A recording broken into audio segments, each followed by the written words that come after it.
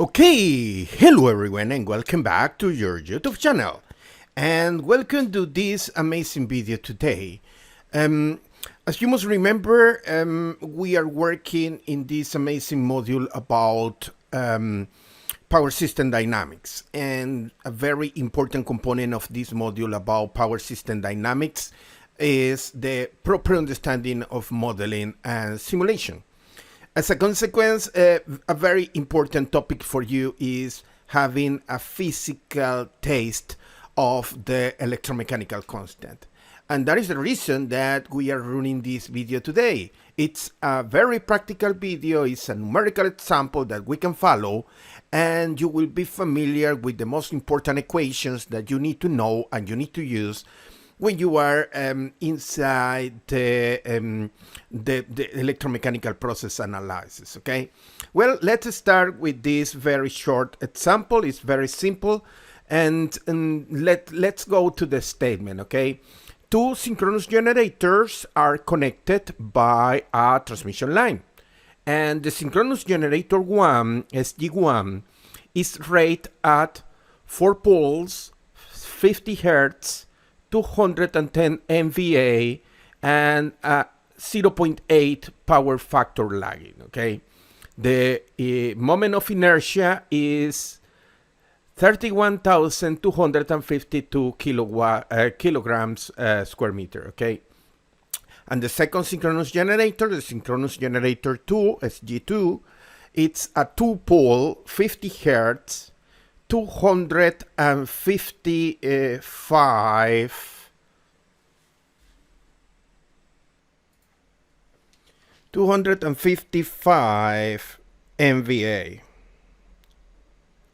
and a power factor of 0.88 power factor lagging with a moment of inertia I2 of 20,669 kilograms square meter, okay? And there are a few questions over here. There are several questions over here. We have question number 1, calculate the rate mechanical rotational speed. Then we have the second question, and that is calculate the synchronous speed. Then we have question number 3, and that is calculate the kinetic energy stored at synchronous speed.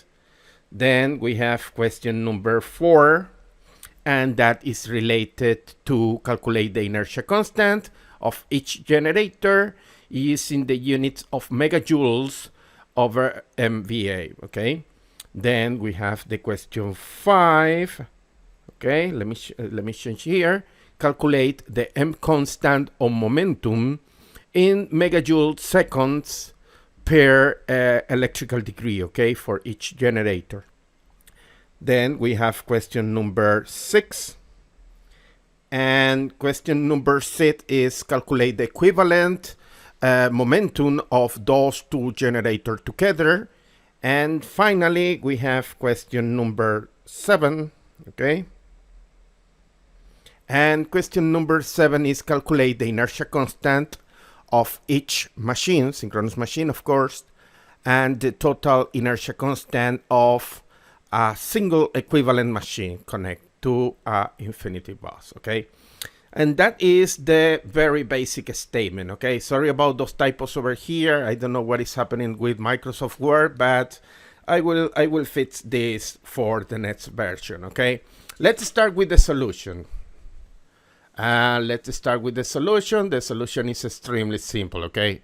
Because the first step, we already know this equation. The first question is related to the rate or nominal mechanical rotational speed. In this case, the units RPM, and that is the reason for this equation over here, okay? This equation is telling you 60 times F divided by the number of poles divided by 2, okay? In this case, the generator number 1 is a 4-pole machine. That is the reason for this number 4 here in the denominator. And the frequency, this system is 50 Hertz. That is the reason for the 50 Hertz here at the numerator. When we calculate, voila, we have a mechanical rotational speed, nominal rotational speed of 1,500 RPM. Okay, that is the classical rate mechanical rotational speed when we have a 4-pole generators. But for the generator number 2, the history is similar. The main difference is that the generator number 2 is basically a 2-pole machine. And because this is a 2-pole machine, of course, we need to consider that at the equation, but finally the numbers are straightforward. All my students, they are extremely clever and they can do this calculation by them or using a MATLAB code or something like that.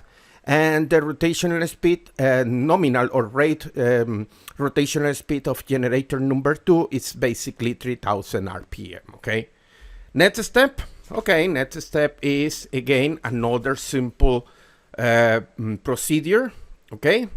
Because now we want to know the synchronous speed on the electrical side, and the synchronous speed is extremely simple because there is an equation that say 2 pi f. That is the synchronous speed in this case, and we can see over here 2 pi f, 50 hertz, and we obtain the synchronous speed, okay? Then, calculating the kinetic energy is something extremely simple again. Calculating the kinetic energy, we use this equation over here, and that is a half of the moment of inertia multiplied by the rotational speed, the square value of the rotational speed. And that is, again, extremely simple. You put the number together because we know the moment of inertia of generator 1, and we know the rotational speed from the previous calculation, and we obtain here the total kinetic energy. For the case of generator number 1, the total kinetic energy stored at synchronous speed is 1,542 megajoules, and we can put the number for generator number 2. Remember that generator number 2 has a two-pole machine, and in this case we have a total kinetic energy of 1,019 megajoules. Okay, now next step, extremely simple. We can go straight away, calculate the inertia constant, the rotational inertia constant of each generator. Again, what we need to do is a basic equation. Here is the basic equation of the most simple definition of inertia constant. And all my students must remember the physics. The inertia constant is basically the total kinetic energy stored in the rotor at synchronous speed divided by the nominal or rate apparent power, okay? In this case, the denominator as ng1 represent the rate or nominal apparent power of this generator, and it's a data provided in the statement to 210 MVA, okay? For that reason, extremely simple, just put the number together and we will obtain here the value, the solution, the inertia constant, and this is the rotational inertia constant of generator number 1, and as you can see over there is 7.3440 megajoule divided by MVA, okay? But remember, it's always interesting that you include here, very important, sorry, that you include here the reference or the value that we are using in the denominator. And that is representing the rate power of this machine, okay? Similar calculation can be done for the generator number 2.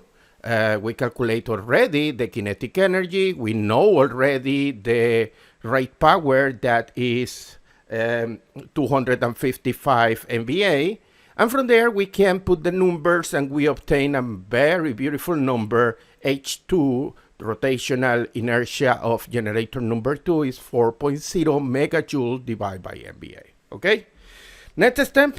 Okay, let's keep going.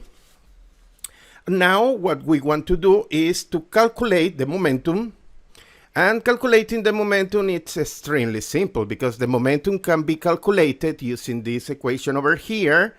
And all of you must remember momentum, you need to use in the numerator the rate power, apparent power, the inertia, rotational inertia, H, And in the denominator, you need to use the constant 180 multiplied by f, where f is the frequency of the system. In this case is 50 hertz, okay? But we need to remember that that 180 at the denominator is basically representing that we are using electrical degrees, okay? If we are using radians, instead of using 180, we must be using pi, okay? Well, now it's extremely simple. What we need to do is just basically put the number together, and we obtain here the momentum for generator number 1, 0.17114 megajoules seconds per electrical degree. Let's go for the momentum of the generator number 2. And the momentum for the generator number 2 is again extremely simple. And let me find the paper, and we have here the paper. Give me a second. Sorry, paper is not helping me.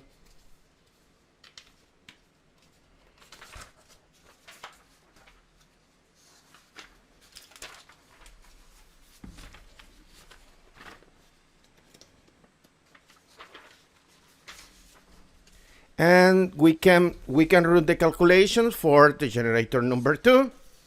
And generator number 2 is straightforward. And we put the number together in the same formula. Remember, SGN multiplied by the rotational inertia constant H2 and divide by 180 times F frequency. And that's all. We obtain the momentum of the generator number 2 and numerically equal to 0.1133 megajoules per second, okay, divided by electrical degree. Next, we are working with two machines. We are working with two synchronous generators. And in this very specific case, we want to obtain the total inertia, okay? And you must remember that in this case, we can use the equation that say 1 divided by the equivalent momentum equal to 1 divided by momentum 1 plus 1 momentum divided 2 plus, if we have n generator, n of the last generator, okay? That is basically the formula that we are using, but in this very specific case, we have only two generators, and that is the reason for this equation, okay? If we are using only two generators, we just take care of this way, and if we take in this way, okay, we obtain here the equivalent mechanical momentum, okay? And extremely simple. Anyone can do this with the calculator, and the equivalent momentum will be 0.0682 megajoules per second, okay, divided by electrical degree. However, time to time, my students make me questions about what is the total kinetic energy. Okay, the total kinetic energy can be calculated using the definition, because right now we have an equivalent momentum. That equivalent momentum is related with the equivalent kinetic energy, and that equivalent kinetic energy is related with the equivalent rotational inertia, okay?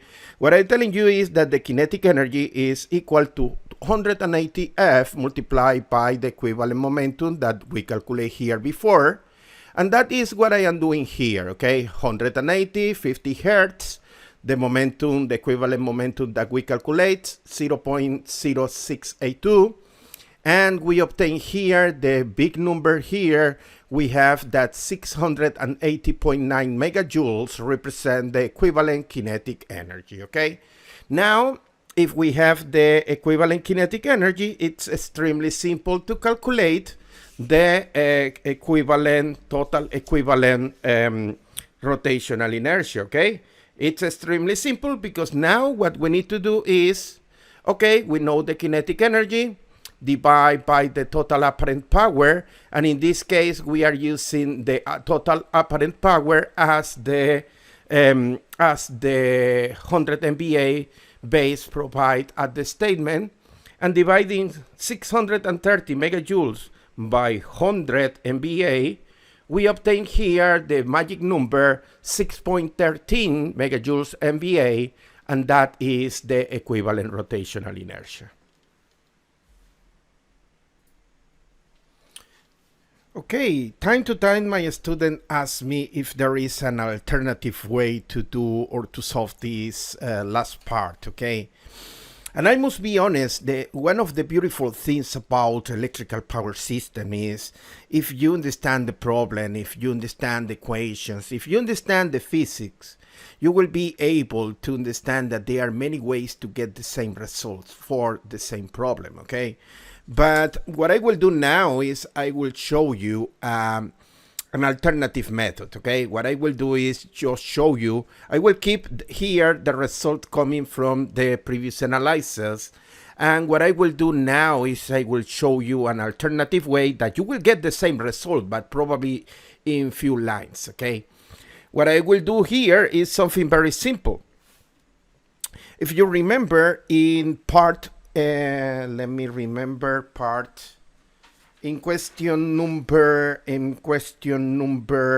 4, we obtain the rotational inertia, okay? And I remember I told you to all my students, please keep here inside this parenthesis the value, the apparent power that you use for reference of this rotational inertia, okay? If you remember, we have here H1 and we have H2. H1 is the rotational inertia of the 210 MVA machine, and 4.0 is basically the rotational inertia of the 255 MVA machine, okay? But what is important that you understand is that those inertia constants, they are referred to those values, and those values are different, okay? For numerical purposes, you cannot combine those inertia, because you will be making a mistake, because they are expressed, they are referred to a different apparent power. One of them to 210, the other one to 255 MVA, okay? What we need to do is something very simple. We need to refer those rotational inertia H1, H2 to a new base, okay? That is what we need to do.